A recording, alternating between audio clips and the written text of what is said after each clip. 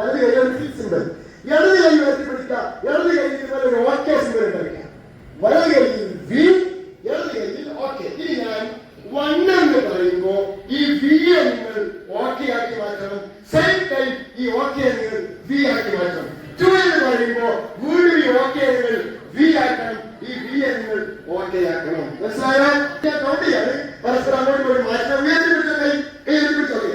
1 2 3 4 5 6 7 8 9 10. ചിലര് വളരെ ഭംഗിയായി ചെയ്യുന്നത്, ചിലർക്ക് ഇങ്ങനെ കുറച്ച് ശരിയാകുന്നില്ലല്ലോ. എന്താ പ്രശ്നം? കാരണം ഒരേ സമയത്ത് 2 കാര്യത്തിൽ ഫോക്കസ് ചെയ്യുമ്പോ നമ്മുടെ ബ്രെയിൻ തളരും. ഞാൻ പ്രാക്ടീസ് കണ്ടിട്ടില്ലേ, 5 ഹാറ്റ് അല്ലെങ്കിൽ 5 ബോൾ 2 കൈയിൽ അമ്മാനാണെന്ന് കണ്ടിട്ടില്ലേ? എന്തുകൊണ്ട് പറ്റുന്നു? Brain gym. യൂട്യൂബിൽ പോയിട്ട് ഒരുപാട് ബ്രെയിൻ ജിം ആക്ടിവിറ്റീസ് കിട്ടും.